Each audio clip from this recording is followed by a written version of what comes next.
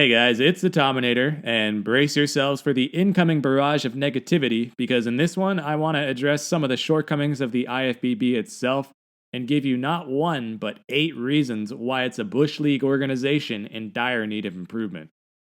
Okay, you might be thinking that's a pretty bold statement for someone who makes his living off of commentating on IFBB contests. What gives, Tom? Don't you know better than to bite the hand that feeds you? Well, first of all, no, I don't make a living off this. YouTube's just a hobby, and I don't make nearly enough to turn it into a full time career, even if I wanted to. Secondly, the IFBB doesn't pay me a dime, okay? Any money that I make off these videos comes strictly from YouTube ad revenue.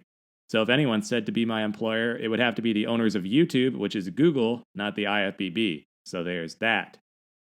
Another thing worth mentioning before we get started, though, is that this isn't meant to be an indictment against the bodybuilders themselves. I'm not here to talk about the apparent declining quality of the physiques with the often spongy looking muscles and blown out midsections. That topic's been beaten to death already. Nor even the fact that the IFBB is implicitly promoting the use of illegal PEDs, including dangerous drugs and anabolic substances like diuretics, exogenous insulin, and growth hormone, while deceitfully masquerading as a health and fitness industry. Because at the end of the day, this is part and parcel of professional bodybuilding. You'd find this in any top tier bodybuilding organization, it simply comes with the territory. So again, my aim here is not to criticize or shame the athletes, but rather to target the IFBB as a business organization and attempt to shed some light on the many inadequacies that render it so subpar. Which brings us to point number 1.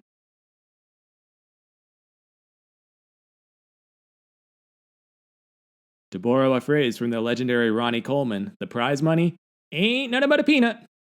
To put it more bluntly, the prize money awarded at IFBB competitions is absolutely pathetic. Even at the biggest, most prestigious show of the year, the historic Mr. Olympia, the so-called Super Bowl of bodybuilding, the winner only takes home $400,000.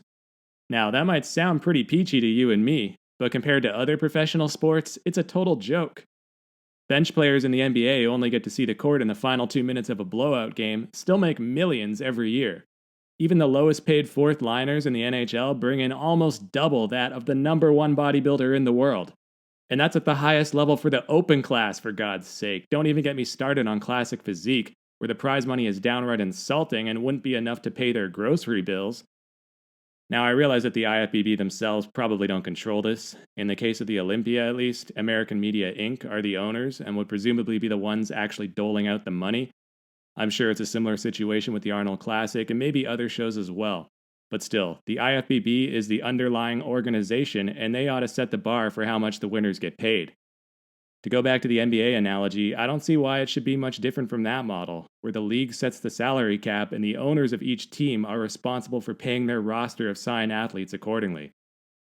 This brings us to the next 2 points.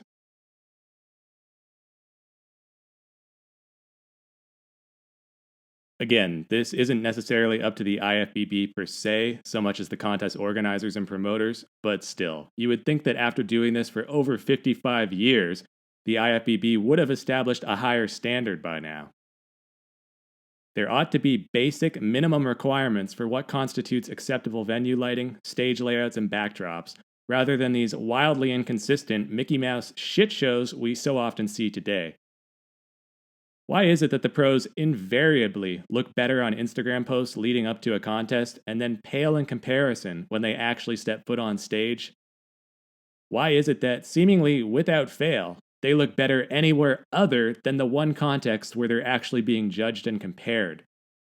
These are the best bodybuilders on the planet, mind you, and they deserve to have the product of all their hard work showcased under optimal conditions. They should look their very best while competing, not their worst. I think this issue could largely be remedied by improving the lighting and backgrounds to maximize muscular definition and present the physiques in the most flattering environment possible.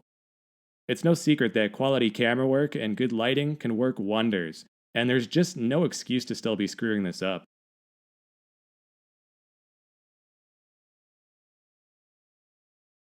Of course, even the most ideal lighting conditions don't mean much if nobody gets to see it.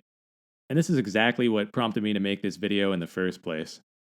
Just a couple weeks ago, I was planning to do a review for the 2019 Romania Pro, The contest came and went, and even after 24 hours later, there was still no quality footage or photos to be found.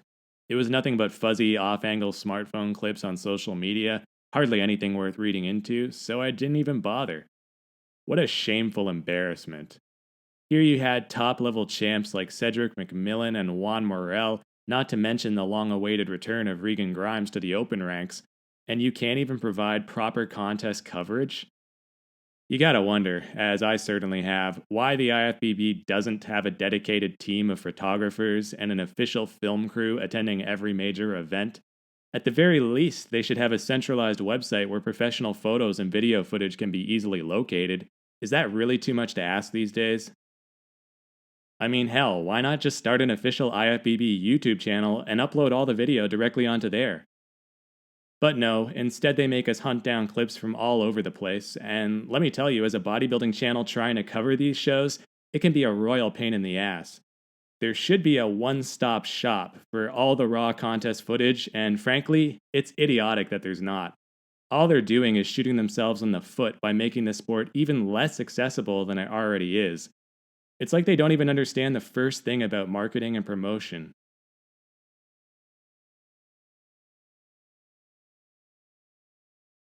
Alright, and this complaint could probably be lumped under one of the previous 2 points, but it's so important, I felt it deserved its own number. Because it's 2019, 2020 is just around the corner, and bodybuilding is still not being broadcast in 4K. It's ridiculous, man. One could argue that out of all possible sporting events, this is the one that most desperately needs crystal clear video. It's a purely visual activity after all. Sure, some commentary's nice, and posing routines wouldn't be as impactful without the music, but by and large, we could make do without audio. The video component is paramount, though. The live streams for the Olympia, despite what they may indicate, aren't even true HD, let alone 4K, and that's simply inexcusable in this day and age. How are we as fans supposed to appreciate our favorite bodybuilders when they look smooth as butter because the crappy video resolution washes out all detail? How are we supposed to understand the outcomes when so much of this depends on the finer details of conditioning? Now, cue all the experts chiming in with, "Well, that's why you can't judge off of pics or video. You have to be there." What a stubborn, stupid defense. This is precisely the problem. You shouldn't have to be there in person in order to properly judge a bodybuilding show. That's kind of the point of video technology in the first place, last time I checked. Besides, speaking as someone who has been to an Olympia, let me tell you that unless you happen to be sitting in the first few rows, and you won't because those are reserved for ex-pros and industry insiders, you can't see shit anyway and have to rely on the jumbotrons. So it's a totally invalid argument and doesn't excuse the fact that 4K, which has been around for years now, should be standard in today's bodybuilding.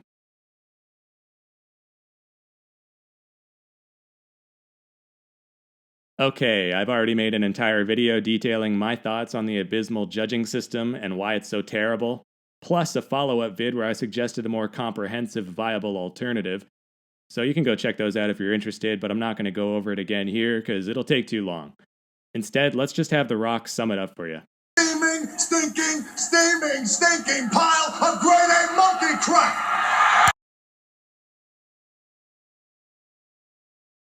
One of the inevitable consequences of the oversimplified and woefully inadequate judging system is that it allows for all manner of favoritism and political interference to creep in.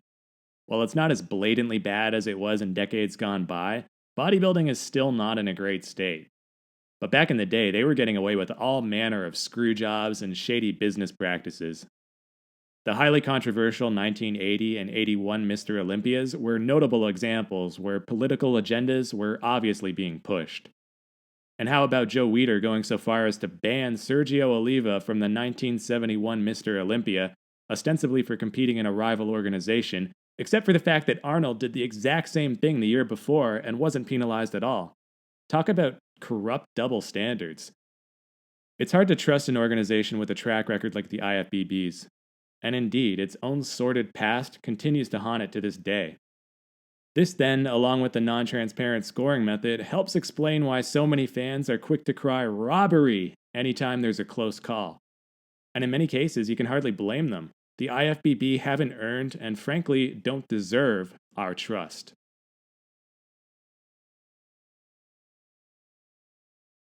One could argue that the introduction of all these new divisions nowadays is a good thing, as it's more inclusive and broadens the audience by including all different types of physiques. Well, that's undoubtedly true, in a sense. The downside is that the existing talent pool has ultimately become diluted. It used to be the case back in the 80s and 90s that turning pro was a real achievement, as only a small handful of pro cards were awarded each year. This meant that every new pro to arrive on the scene was the proverbial cream of the crop. But nowadays, they hand out pro cards left and right like Halloween candy, and it doesn't hold the same weight. It's cheapened the whole ordeal. There are so many IFBB pros walking around these days, especially in the newer divisions, that you and I have never even heard of most of them. I also feel like they introduced Classic Physique as somewhat of a band aid solution. After years of criticism and backlash from fans, it seems like the powers that be finally realized that the bloated stomachs and poor posing had gotten out of hand. But rather than fix the problem at its roots, they went and created a whole new division to represent what bodybuilding was supposed to be about all along. Now, don't get me wrong, I like Classic Physique a lot, but it's kind of silly that they even needed it in the first place.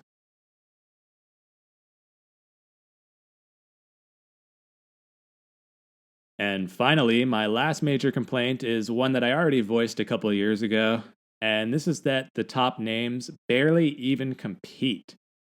It's common, for instance, for the very best bodybuilders to only show up once a year in September. And that's just super lame for us fans. There's no two ways about it.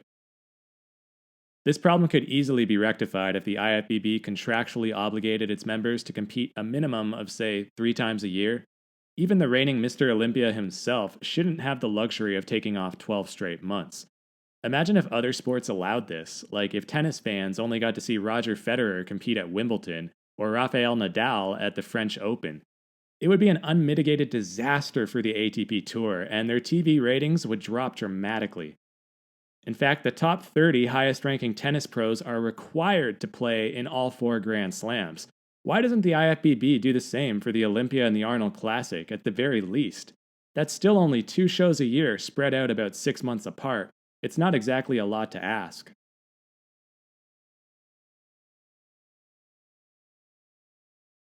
With all that said, it's no wonder the IFBB is so bush league compared to other major sporting organizations. They barely pay any prize money, so there's no real incentive for bodybuilders to compete, beyond the simple necessity to qualify for the Olympia. They don't enforce the minimum number of contest appearances in order to retain pro status, so you can hardly blame the top guys for rarely showing up. But how the hell are you supposed to market and grow your brand when your very best athletes are all sitting on the sidelines 95% of the time? It's certainly going to be an uphill battle when you fail to broadcast your events on a consistent basis and can't even figure out how to centralize coverage, let alone properly light a damn stage to begin with. So you can see how most of these issues are entangled and compounded and really feed off one another. The prize money is shit, largely because they don't have a proper means of disseminating their events to a wider audience and thereby generate more revenue. And even when they do, like with the free live streams of the Olympia and Arnold Classic, the final product is typically underwhelming due to poor video quality, shoddy production values, and a limited depth of field, as so many of the top names tend to sit out, as we just established. Their judging system sucks balls, and so it's no wonder fans are often disillusioned with the final results, which they either can't understand or simply don't agree with. And their constant expansion and branching off into new divisions is probably hurting as much as it's helping, because it dilutes the available talent pool and waters down the whole sport with boring sideshows that are barely even related to traditional bodybuilding. Okay, guys, I think you get the picture. And once again, just to reiterate, this isn't entirely the fault of the IFBB, but as the overriding governing body, I think they deserve the lion's share of the blame. By this point in time, professional bodybuilding should be so much bigger than it is, and the production values should be so much better by now. It's incredibly frustrating to see just how complacent they've become, and what a poor job they do at running their business. And honestly, it's a little concerning that nobody ever seems to call them out on it. So that's why I made this video, to hopefully raise awareness and get people to really start thinking and talking about it. After all, the most important step to fixing a problem is becoming aware of it in the first place. Alright, thanks for watching everyone, and please leave a like and consider sharing and subscribing if you enjoyed. Until next time, this has been the Tominator signing off, and I'll be back.